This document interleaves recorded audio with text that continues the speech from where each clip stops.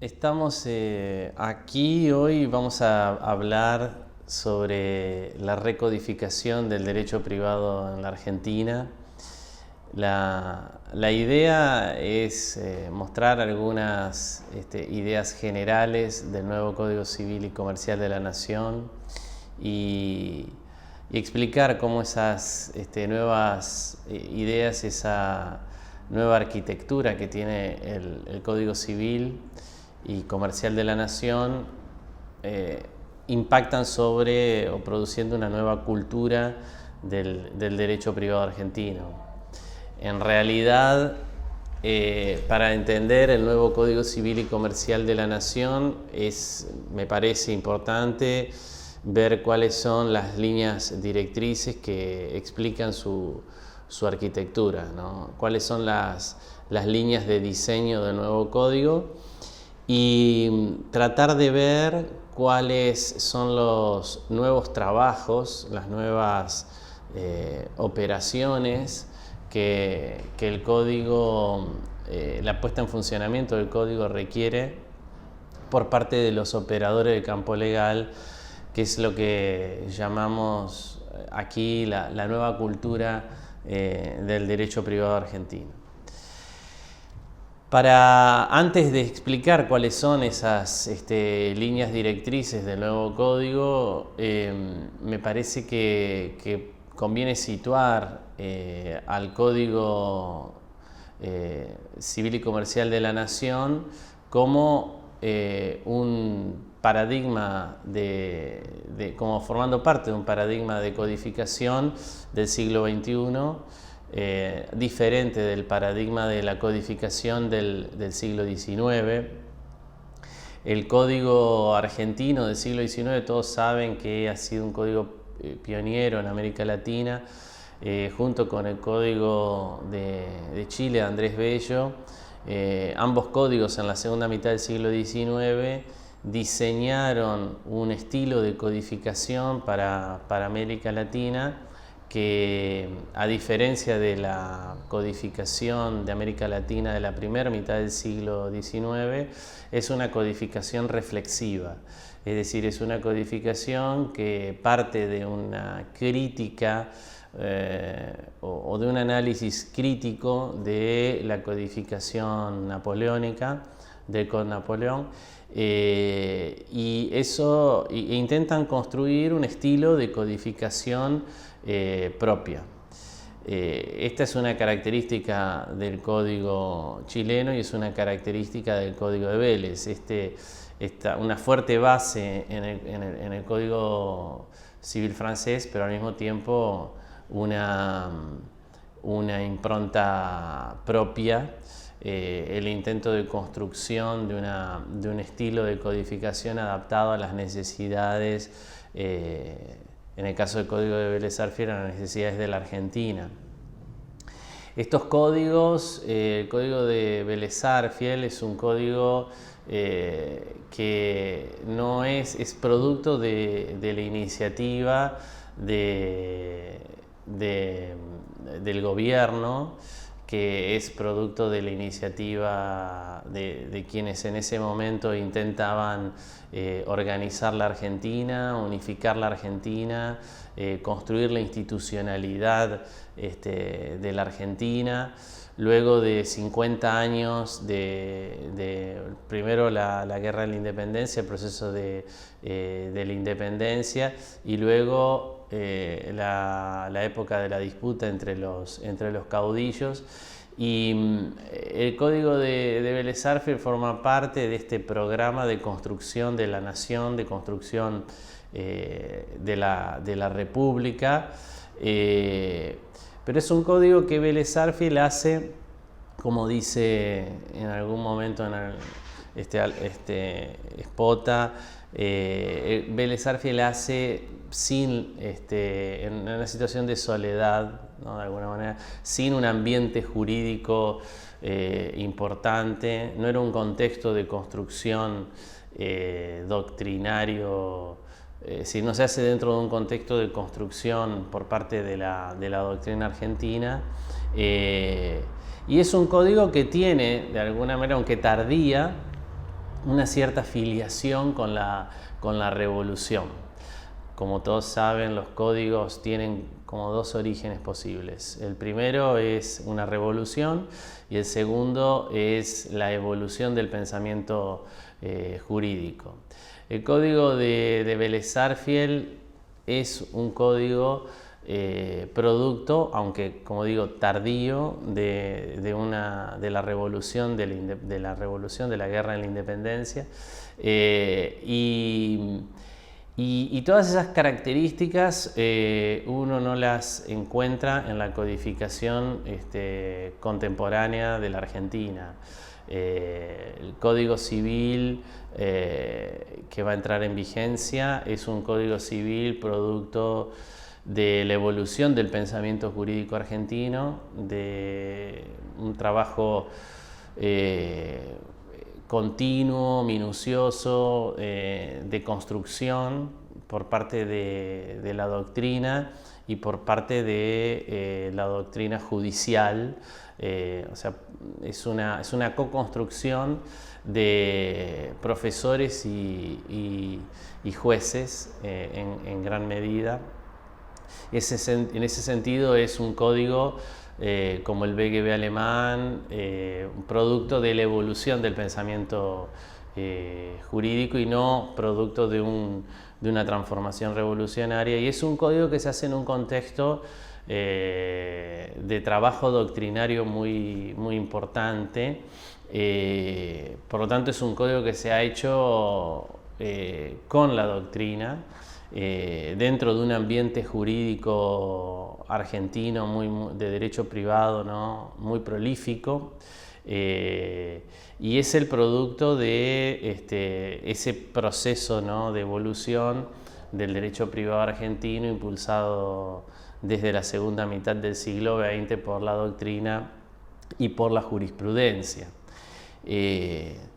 Eso me parece que es un punto importante a tener en cuenta. El otro punto importante de diferenciación a tener en cuenta es que el Código Civil del siglo XIX, el Código Civil de Vélez Sarsfield, es un código que respondía a la aspiración de la codificación decimonónica, en el sentido de que intentaba reflejar el ideario moderno, muy confiado en la razón,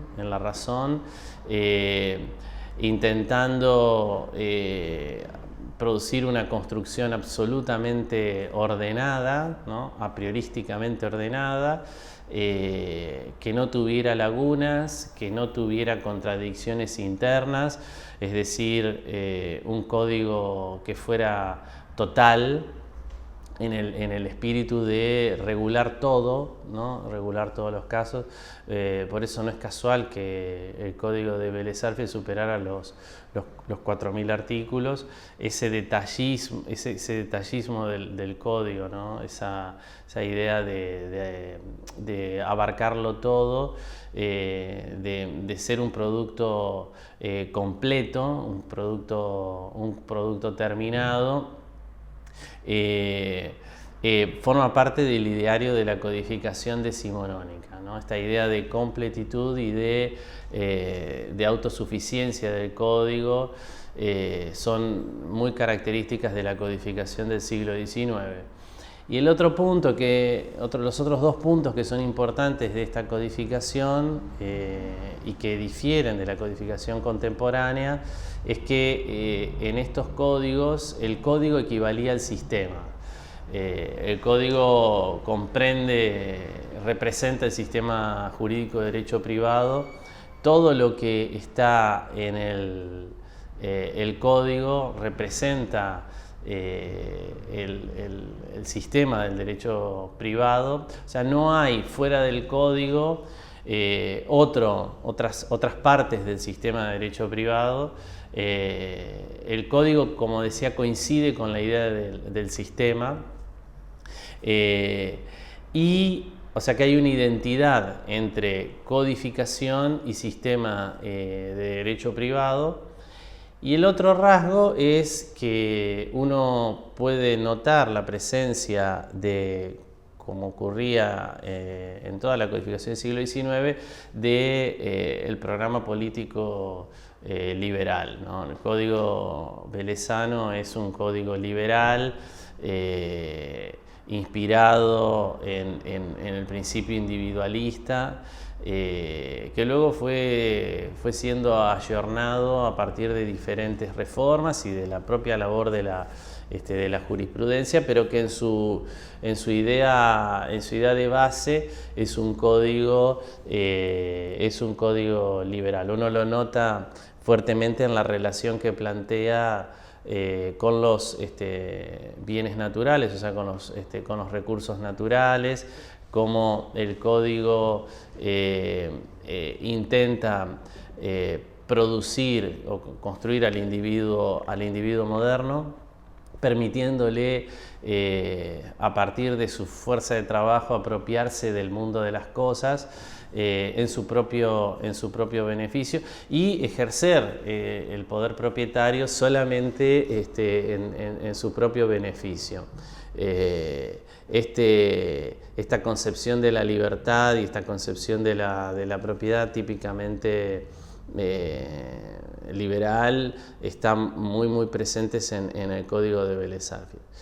La codificación contemporánea, el nuevo Código Civil y Comercial de la Nación, es un código que, como se dice en los fundamentos del anteproyecto, que es un texto importantísimo para poder comprender el código. Allí la comisión ha reflejado muy claramente ideas que son centrales para entender el código.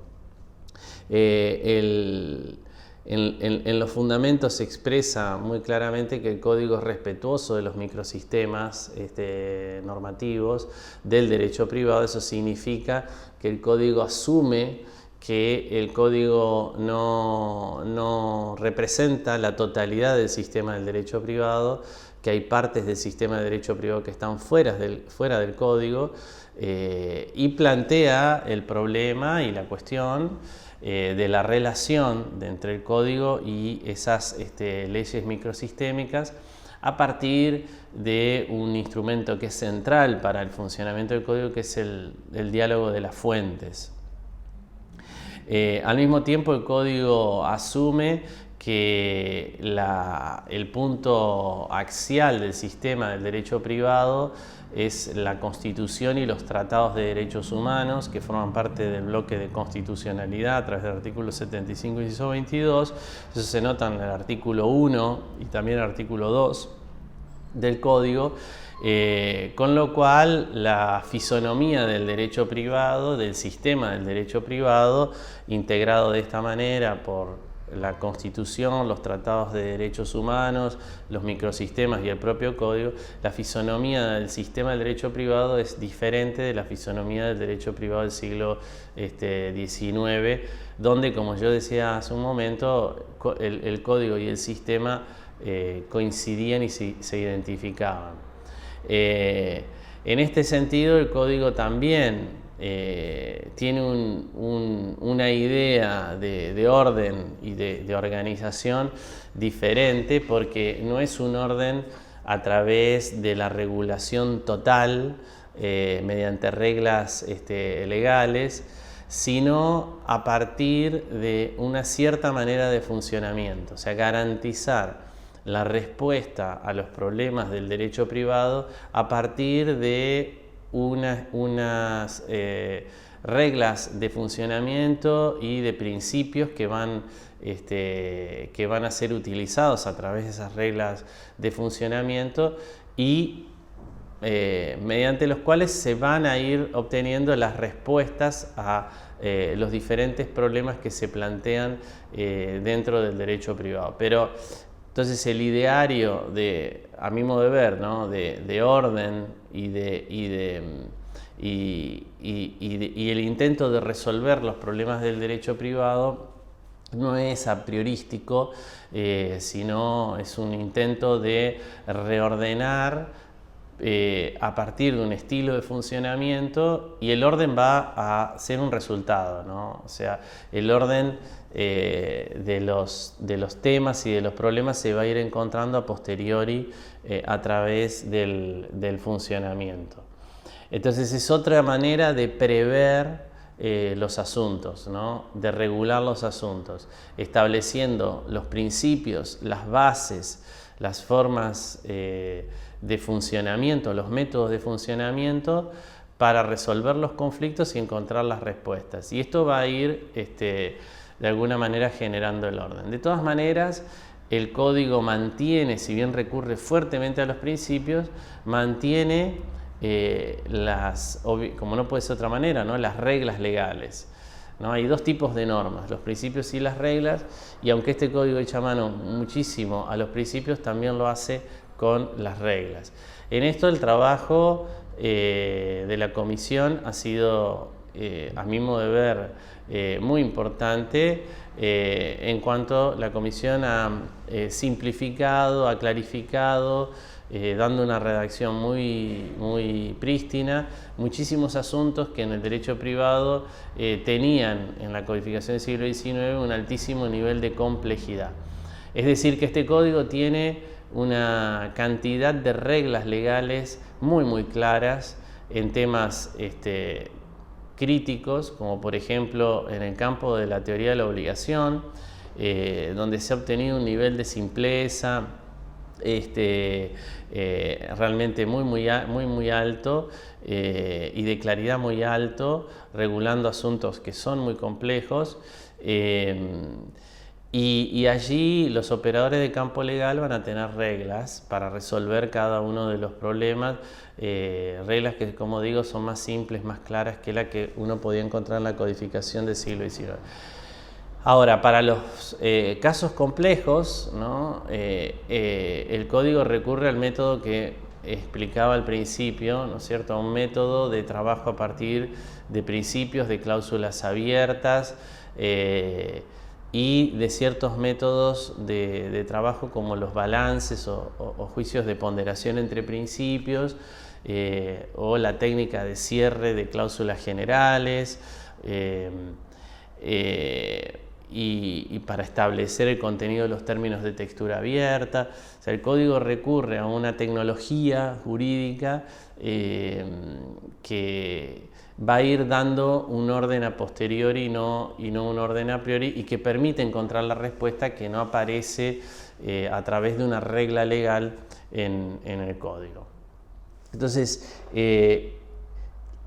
el código tiene, digamos, una fisonomía y unos objetivos diferentes a los de los objetivos del siglo XIX.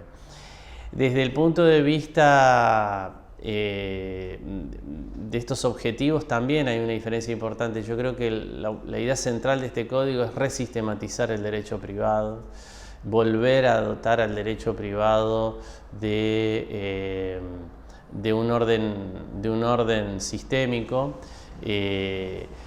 Realmente el código se había transformado en muchos temas en una nota disonante dentro del derecho privado.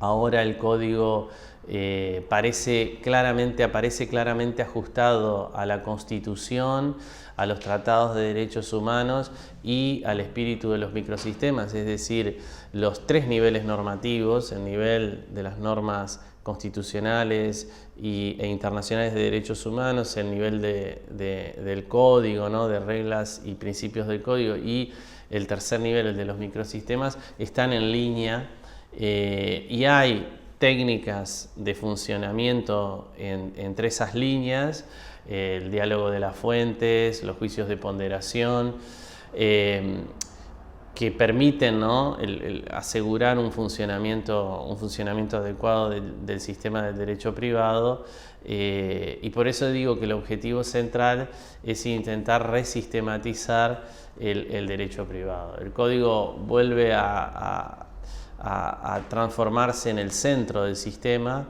del derecho privado, a partir del diálogo de las fuentes, entra en vinculación con los microsistemas, el microsistema de protección de niños y niñas, de protección del consumidor, el sistema de protección de las personas con capacidades diferentes, microsistema del derecho monetario, de la protección de la pequeña y mediana empresa, es decir, todos los pequeños sistemas del derecho privado.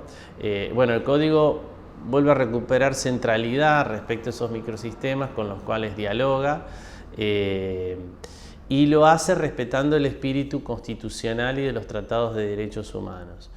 De manera que hay una apuesta muy fuerte a resistematizar el derecho privado, colocando al código en el centro y a la Constitución y a los tratados de derechos humanos como la guía, como el norte para el funcionamiento del sistema y para ir encontrando las respuestas a los diferentes problemas del derecho privado.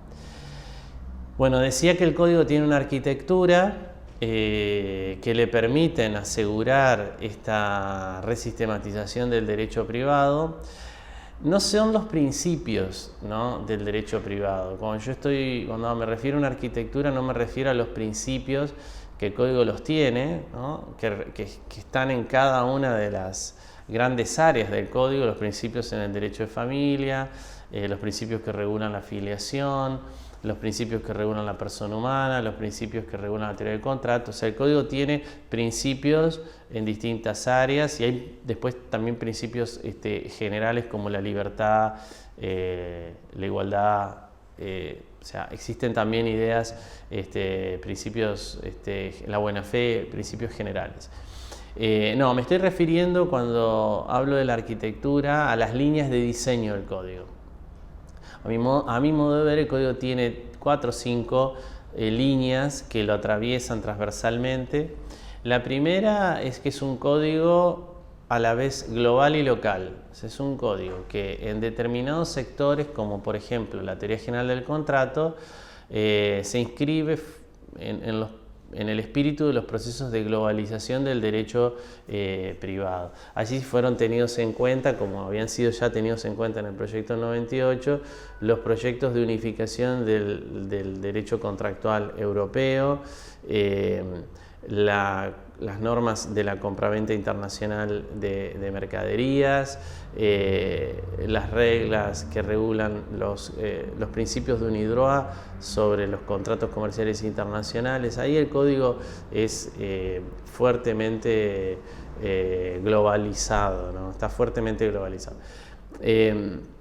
Eso no quiere decir que no tenga también reglas que provienen de la tradición y de la cultura de la teoría contractual argentina, pero lo que quiero decir es que en ese campo el código ha tenido muy en cuenta los intentos de unificación del derecho privado a nivel global. Se puede notar, por ejemplo, en las primeras normas de la responsabilidad precontractual, que uno las puede encontrar repetidas y reiteradas en esos proyectos globales y también en otros códigos en el derecho comparado. En otros campos el código sigue, como dicen también los fundamentos, la tradición del derecho privado latinoamericano. O sea, en otros campos el código es fuertemente latinoamericano, tiene una identidad latinoamericana y una identidad argentina muy marcada. A mí me parece que hay 3 campos en los que se nota muy bien esto. El primero es en el campo de la teoría de los bienes. El código es realmente muy importante, muy interesante lo que ha hecho a nivel de la teoría de los bienes, a través de la puesta en consideración de 2 bienes o de 2 tipos de bienes que hasta ahora no eran debidamente visibilizados en el derecho privado, codificado.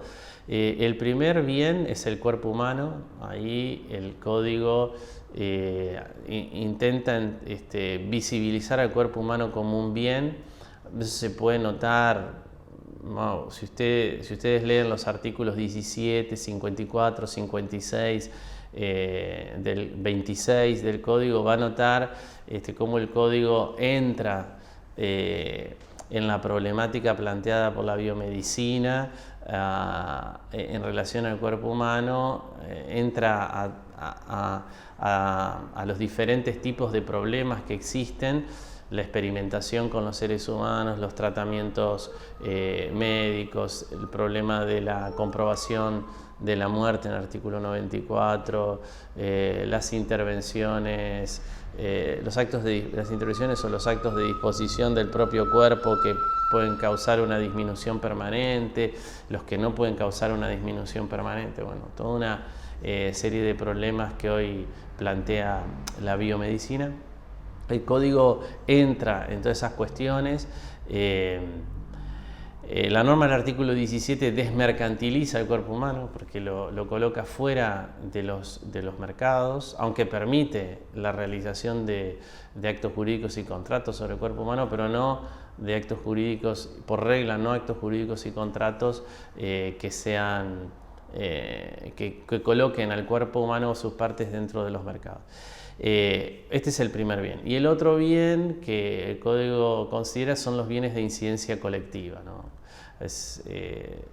El artículo 14 del código, tomando la terminología constitucional, trabaja el problema de los derechos de incidencia colectiva que fueron establecidos en la reforma de 1994, en el artículo 41 de nuestra Constitución Nacional, y en ese punto el código, bueno, eso implica, ¿no?, reconocer la existencia de bienes comunes, o sea, bienes que son inapropiables, que son indivisibles y sobre los cuales todos tenemos un interés, como el medio ambiente, los bienes ambientales y los bienes culturales, que ahora están detallados en el artículo 240 del Código Civil. Esta idea de considerar la existencia de derechos sobre bienes comunes, derechos que son de incidencia colectiva, es una idea que es exclusiva de este Código Civil y Comercial, no es una idea que ustedes puedan encontrar vayan a encontrar en otros códigos civiles y comerciales, y eso se debe a que nuestra Constitución le da este tratamiento al ambiente y a la cultura como bien común, y eso es una particularidad, eso forma parte de un estilo de pensamiento, aunque con diferencias de algunos otros también países latinoamericanos como Brasil. Así que hay un segundo campo donde el código sigue un estilo latinoamericano, y el tercer campo donde sigue un estilo latinoamericano es el derecho del consumidor, porque el código presta muchísima atención tiene un estilo de regulación del consumidor en el cual el consumidor no es visto solamente como un agente del mercado que debe ser protegido frente a la actuación de proveedores de bienes y servicios, sino también como una persona. Está muy presente la idea constitucional de dignidad del consumidor, de protección del consumidor en sus aspectos personales, en las relaciones de consumo, no solo sus aspectos económicos o patrimoniales. Y eso forma parte de un estilo, ¿no?, de construcción del derecho del consumidor que ha ido siendo jalonado por la jurisprudencia argentina y por el trabajo de la doctrina argentina. Un consumidor, ¿no?, mucho más, con una visión más integral, ¿no?, más entendido como una persona. Entonces se interesan problemas como el trato digno, el trato discriminatorio. Se puede notar en algunos artículos especialmente, ¿no?, como por ejemplo artículo 1097 y 1098. Entonces esta es una primera línea del código, es un código global y local. El código enfrenta este desafío de construir una regulación del derecho privado en un contexto de globalización, y lo hace con un espíritu reflexivo, lo cual es muy importante. La segunda línea de trabajo es la internacionalización. El código tiene digamos así, la idea de insertarse dentro de un contexto de un derecho ya internacionalizado, o sea, un derecho en el cual hay decisiones que han sido ya tomadas a través de compromisos de los estados en diferentes tratados y convenciones, compromisos que han sido tomados a nivel internacional, a nivel universal, y este espíritu de internacionalización también se nota, por ejemplo, en la teoría de las fuentes que tiene el código, entre las cuales están los tratados de derechos humanos. Luego también con el hecho de haber regulado algunos campos completos, como por ejemplo los problemas de restricción de la capacidad o los problemas de protección de niños y niñas a partir de convenciones internacionales.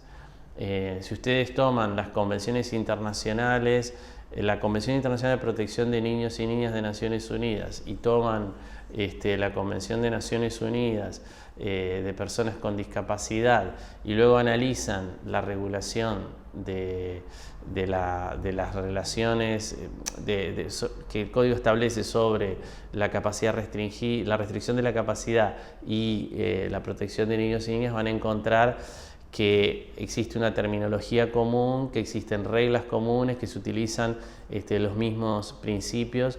Por ejemplo, en materia de protección de niños y niñas, la idea de proteger el interés superior, velar por el interés superior del niño, el derecho del niño a ser oído en todo momento, la idea de la autonomía progresiva, usted lo va a ver absolutamente presente. Y lo mismo ocurre en el caso de la restricción de la capacidad. También va a encontrar las mismas ideas y las mismas convenciones que existen en las normas internacionales.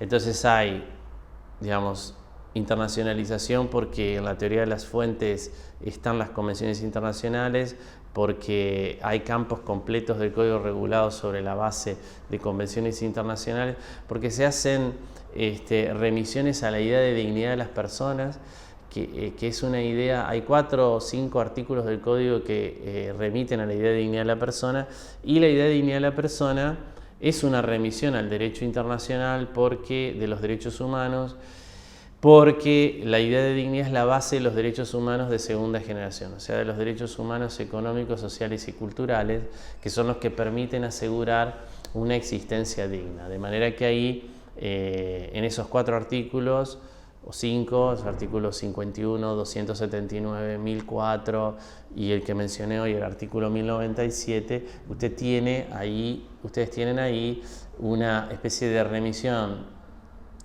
indirecta a el derecho internacional. O sea que hay una fuerte presencia. Después hay remisiones a convenciones de derecho internacional específicas, por ejemplo a las convenciones de restitución de niños, a las convenciones, más indirectamente. Por ejemplo, no se puede declarar abusiva una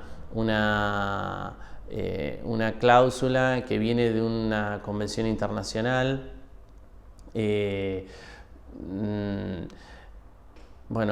Cantidad de reglas que usted tiene que remiten a convenciones internacionales o a los usos y costumbres del comercio internacional. En el caso de la compraventa hay una regla que remite a los usos y costumbres del comercio internacional como criterio de interpretación de cláusulas de la compraventa.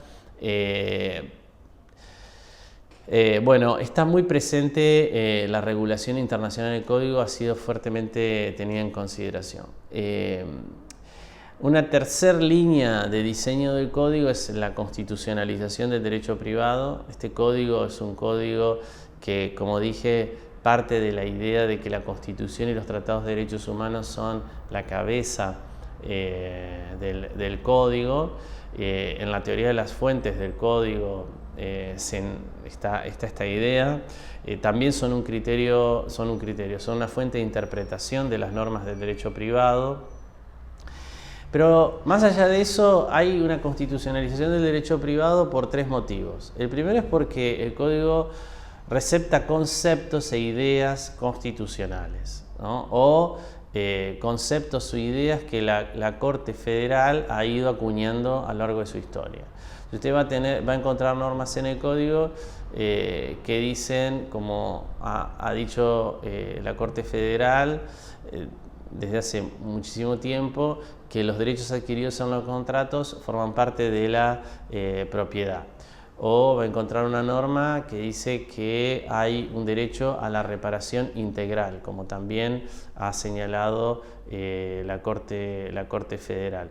Va a encontrar otras normas, como el 1098, que dice que la idea de igualdad se establece a partir de los criterios que se han ido estableciendo para diseñar esta idea de garantía constitucional de la igualdad. Va a encontrar en el artículo 14 la idea o el concepto de derechos de incidencia colectiva. O sea, hay un recurso a ideas acuñadas que están en la Constitución expresas o que han sido acuñadas por la Corte Federal, ¿no? Derecho a la reparación integral, garantía constitucional a la igualdad, derechos de incidencia colectiva, o sea, términos y conceptos que son constitucionales. Y también va a encontrar en el nuevo código sujetos que son sujetos constitucionales, sujetos que han nacido de la Constitución, como el artículo 17, la referencia a las comunidades de pueblos originarios, e indirectamente, a través de la visibilización del medio ambiente, las generaciones futuras como un sujeto de derecho privado. Luego también hay constitucionalización del derecho privado, bueno, por conceptos del derecho constitucional ahora incorporados al derecho privado, porque hay sujetos del derecho constitucional que ahora son sujetos del derecho privado, y porque hay derechos que estaban en la Constitución y que no eran visibilizados en el campo del derecho privado, que son estos derechos de incidencia colectiva. O sea, la idea de que hay intereses individuales homogéneos, que hay intereses colectivos y difusos, como viene afirmando la Corte Federal a partir de distintos precedentes, Mendoza, Lavi, etc., PADEC, la Meridional, a distintos precedentes que han ido afinando, ¿no?, la idea de derechos de incidencia colectiva. Usted ahora los tiene en las normas del Código Civil reconocidos. De manera que hay una constitucionalización del derecho privado por una cantidad de razones, ¿no? Conceptos, sujetos, derechos, y también porque hay una manera de trabajar con estos elementos que son los balances o los juicios de ponderación. Entonces, que es el típico método de trabajo con los derechos fundamentales. Una cuarta línea de diseño del código es el acercamiento a la teoría de los derechos humanos, que a mí me parece que es diferente del proceso de constitucionalización, porque el proceso de constitucionalización nos acerca a los derechos fundamentales y a las técnicas de trabajo con los derechos fundamentales. En cambio, el proceso de humanización nos acerca a los derechos humanos como teoría jurídica, pero también como una teoría política. Hay una fuerte discusión en el campo de la filosofía del derecho acerca de qué son los derechos humanos. Pero de todas maneras, sea cual fuera la respuesta, ¿no?, sea que sean considerados unos derechos simplemente o sean considerados normas políticas o una religión o una tecnología, lo cierto es que los derechos humanos tienen un peso argumental muy fuerte, tienen un peso retórico muy fuerte, y el hecho de que el código reconozca que los tratados de derechos humanos son una fuente de interpretación, acerca al derecho privado a la retórica argumental de los derechos humanos. Eso le da una capacidad aporta a la resolución de algunos conflictos críticos del derecho privado, un poder de convicción y de argumentación que antes no estaba disponible, o por lo menos no estaba disponible de una manera tan evidente. También aproxima al derecho privado a la institucionalidad de los derechos humanos. Estoy pensando, cuando digo esto, en las organizaciones de derechos humanos que tienen en la Argentina una tradición de litigación muy importante, y realmente ahí hay que pensar qué es lo que pueden aportar, que creo que es mucho, como institución, ¿no? a dar respuesta a determinados conflictos del derecho privado. Y finalmente hay un acercamiento a las tecnologías de los derechos humanos. Hay conceptos técnicos acuñados en el campo de los derechos humanos que pueden cumplir una función muy interesante en el derecho privado. Pienso en dos aquí. Una es la idea de progresividad, y otra es la idea de no retroceso o de no regresión. Finalmente, la última línea de diseño del código es la medioambientalización, ¿no? Hay un acercamiento del derecho privado a la cuestión ambiental. El ambiente es visibilizado como un bien, y lo mismo ocurre con la cultura. Esta visibilidad de los bienes ambientales en el derecho privado produce unos reajustes importantes. El primer reajuste importante es que hay que tener en cuenta las leyes de presupuestos mínimos de protección del ambiente, ¿no? Que marcan un zócalo, un piso de tutela de este tipo de bienes, y que a la hora de decidir los casos del derecho privado deben ser incorporados.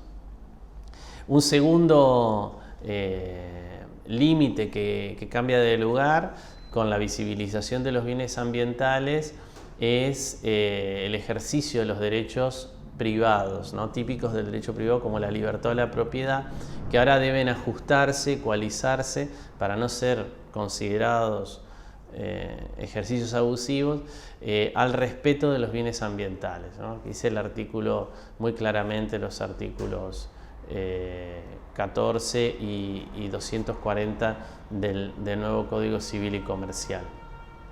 Y en tercer lugar, implica que una de las herramientas, o la herramienta, ¿no?, procesal por excelencia de tutela de este tipo de bienes, que son las acciones de clase, o una versión más conocida, el amparo colectivo ambiental, se utilice en el campo del derecho privado. O sea, esta visibilización de los bienes ambientales debería producir una reconceptualización del abuso de derecho, una consideración de los mínimos ambientales, y traer al seno del derecho privado más fuertemente, y por razones de tutela del ambiente o de la cultura, el instrumento de las acciones de clase, que viene siendo construido a través del esfuerzo de los tribunales en Argentina, y fundamentalmente del trabajo de la Corte Federal. Estas líneas de diseño, ¿no?, la constitucionalización del derecho privado, la globalización reflexiva del derecho privado, la medioambientalización, la internacionalización, son las líneas de diseño que atraviesan todo el código, y van a ir dando y le dan una fisonomía, ¿no?, una arquitectura muy particular, muy propia,